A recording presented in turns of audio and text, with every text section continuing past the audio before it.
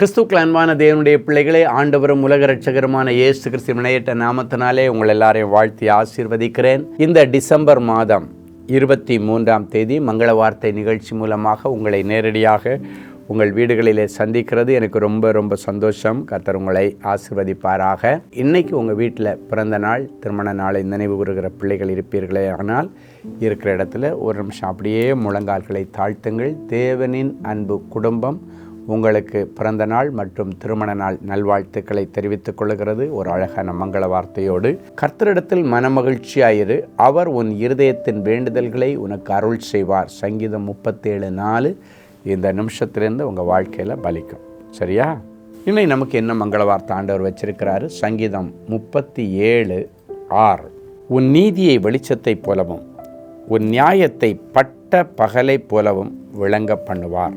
இன்னும் எனக்கு ஆண்டவர் நீதி செய்யலை, இந்த காரியத்தில் எனக்கு நீதி கிடைக்கல, இதில் எனக்கு இன்னும் நியாயம் கிடைக்கல என்றெல்லாம் சொல்லி அழுகிற பிள்ளைகளே, இன்னைக்கு உன் நீதியை வெளிச்சத்தை போலவும், அப்படின்னா ஆண்டவர் உனக்கு நீதி செய்யும் பொழுது இருட்டறையில் கிடக்கிற நீ வெளிச்சத்திற்கு வருவாய். கிடங்கில் ஜெயிலில் கிடக்கிற நீ இன்னும் சுயாதீனமாக சுதந்திரமாய் வெளியே வந்து உன்னுடைய பணிகளை பெர்ஃபெக்டாக நேர்த்தியாக செய்ய கர்த்தர் அனுக்கிரகம் பண்ணுகிறார். தீர்க்க தரிசனமாய் சொல்லுகிறார். இருட்டறையில் கிடந்த நீ, சிறையிருப்பில் கிடந்த, ஜெயிலில் கிடந்த உனக்கு புது வாழ்வை கொடுத்து புதிய வருஷத்துக்குள்ளே போகிறதுக்கு முன்னாடி ஒரு நல்ல பொறுப்புள்ள ஒரு மகனாக மாற்றி ஒரு நல்ல வேலையை கொடுத்து சமுதாயத்தில் உன்னை நல்ல அந்தஸ்தில் தருவேன் ஆண்டவர் சொல்லுகிறார். ஒருவேளை உங்கள் பிள்ளைகளை குறித்து பெற்றோர்கள் இப்படிப்பட்ட மனவேதனையோடு இருந்தால், ஜெயிலுக்கு போயிட்டு வந்துட்டானே, இவனுக்கு என்ன நடக்கும், இதுக்கு மேலே அவனுக்கு யார் பொண்ணு கொடுப்பா, இதுக்கு மேலே அவனுக்கு லைஃப் எப்படி இருக்குமோ அப்படின்னு எல்லாம் யோசிக்காதீங்க. யாரோ ஒரு சிலருக்காக கர்த்தர் தீர்க்க தரிசனமாக பேசுகிறாரு. அவங்கள மன்னித்து அப்படி ஒரு சம்பவம் நடந்த ஒரு சின்ன அடையாளம் கூட இல்லாத அளவுக்கு ஆண்டவர் அதிசயத்தை விளங்க பண்ணி அவர்களுக்கு நீதியை வெளிச்சத்தை போல் ஆண்டவர் கொண்டு வருவார்.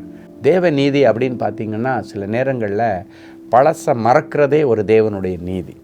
அவனுடைய பழைய கடந்து வந்த வாழ்க்கை ஆண்டவர் மறக்கிறது தான் தேவனுடைய நீதி. அவனுக்கு புதிய வாய்ப்பை கொடுக்கிறார். அதுதான் தேவனுடைய நீதி. உலக நீதிக்கும் தேவனுடைய நீதிக்கும் வித்தியாசம் இருக்கிறது. அவர் எல்லாத்தையும் மன்னிச்சிட்டேன்னா மறந்துடுவார். இன்றைக்கி ஆண்டவர் அப்படிப்பட்ட பிள்ளைகளுக்கு புதிய வாழ்க்கையை கொடுக்க விரும்புகிறார். அது மட்டும் இல்லை, அவனுடைய நியாயத்தை பட்ட பகலை போல விளங்க பண்ணுவேன். அப்படின்னா இன்றைக்கி சிலர் சொல்லுவாங்க, சட்டம் ஒரு இருட்டறைன்னுவாங்க. அவனுடைய நியாயம் இருட்டறை போல் கிடக்குது. அதனால் அவனுக்கு வெளிச்சத்தை பார்க்க முடியலை. இன்றைக்கி அவனுக்கு நியாயம் செய்து, அவன் இழந்து போன வேலை விஷயத்தில் ஆண்டவர் நியாயம் செய்து அவனுக்கு வேலையை மீட்டு தருவார்.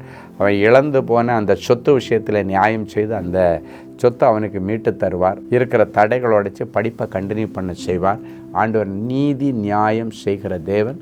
இனி இரவும் பகலும் ஆண்டவரை நோக்கி கூப்பிடுகிற, ஆண்டவரால் தெரிந்து கொள்ளப்பட்ட பிள்ளையாகி உன்னுடைய விஷயத்தில் ஆண்டவர் நீ நீடிய பொறுமை உள்ளவராக இருந்தாலும் நியாயம் செய்யாமல் இருப்பாரோ, இதோ சீக்கிரத்திலேயே உனக்கு நியாயம் செய்வேன் என்று உன்மேல் மனதுருகுகிற கர்த்தர் சொல்லுகிறார். சரி, ஒரு சாட்சியை கேட்கலாமா? ஷர்மிளா சேவியர், எங்களுடைய குடும்பத்தில் 8 வருடங்களுக்கு மேலாக நீதிமன்ற வழக்கு பிரச்சனை நடந்து கொண்டிருந்தது.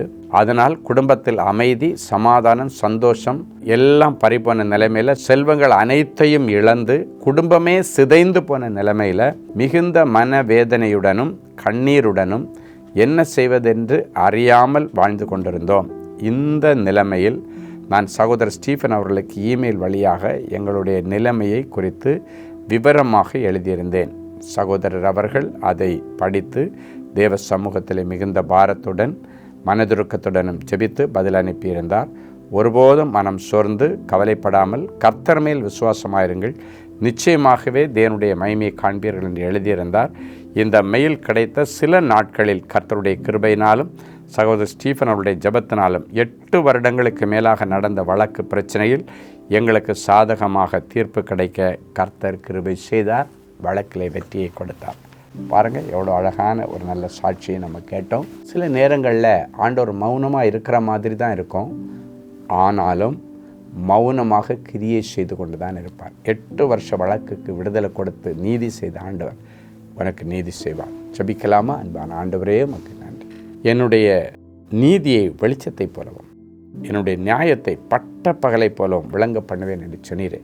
நிகழ்ச்சியை பார்க்குற ஒவ்வொரு பிள்ளைகளுக்கும் இந்த வசனத்தை அப்படியே ஆக்டிவேட் பண்ணி கொடுங்க. நீதி கிடைக்காத பிள்ளைகளுக்கு நீதி கிடைக்கட்டும், நியாயம் கிடைக்காத பிள்ளைகளுக்கு நியாயம் கிடைக்கட்டும், புதிய வாய்ப்பை எதிர்பார்க்கிற பிள்ளைகளுக்கு புதிய வாய்ப்பை தாரும், வேலைக்கு புதிய வாய்ப்பு, ஊழியத்திற்கு புதிய வாய்ப்பு, வெளிதேசத்திற்கு போவதற்கு புதிய வாய்ப்பு, அவங்க படிக்கிறதுக்கு மறுபடியும் ஒரு புதிய வாய்ப்பை ஏற்படுத்தி கொடுத்து புதிய வருஷத்தில் போகிறதுக்கு முன்னால் இதோ சகலத்தையும் புதிதாக்குகிறேன், இப்பொழுதே தோன்றும் என்கிற வசனத்தின்படி சகலத்தையும் புதிதாக்கி என் பிள்ளைகளுக்கு கர்த்தர் நீதியை விளங்க பண்ணினதற்காய், நியாயத்தை பட்ட பகலை போல மாற்றினதற்காய் ஸ்தோத்திரம். இவர்கள் வழக்குகளிலே கர்த்தர் தலையிட்டு இவர்களுக்காக வழக்காடி யுத்தம் செய்து யாவற்றையும் நன்மையாய் செய்து என் பிள்ளைகளுக்கு நீதி செய்வீராக. இயேசுவின் மூலம் பிதாவே, ஆமென். அன்பு தேவனுடைய பிள்ளைகளே, இந்நிகழ்ச்சியின் மூலம் நீங்கள் பெற்றுக்கொண்ட ஆசீர்வாதங்களை உங்கள் ஜெப விண்ணப்பங்களையும் அனுப்ப வேண்டிய முகவரி தேவனின் அன்பு ஊழியங்கள், எண் 340B பார் 1A 3B1 Vinayak avenue, OMR road, Okkiyam, Thoraipakkam, Chennai 600097. இது இந்தியன் ஆயில் பெட்ரோல் பங்க் எதிரில் அமைந்துள்ளது மற்றும் காக்னிசன்ட் டெக்னாலஜி சொல்யூஷன்ஸ் அருகிலும் அமைந்துள்ளது. மின்னஞ்சல் prayer@godsloveministries.co.in. எங்களது இணையதளம் www.godsloveministries.co.in. மேலும் 24 மணி நேர ஜெப உதவிக்கு 044-5447-999 மற்றும் 9941150999 என்ற எண்களுக்கு தொடர்பு கொள்ளுங்கள். கர்த்தர் தாமே உங்களை ஆசீர்வதிப்பாராக.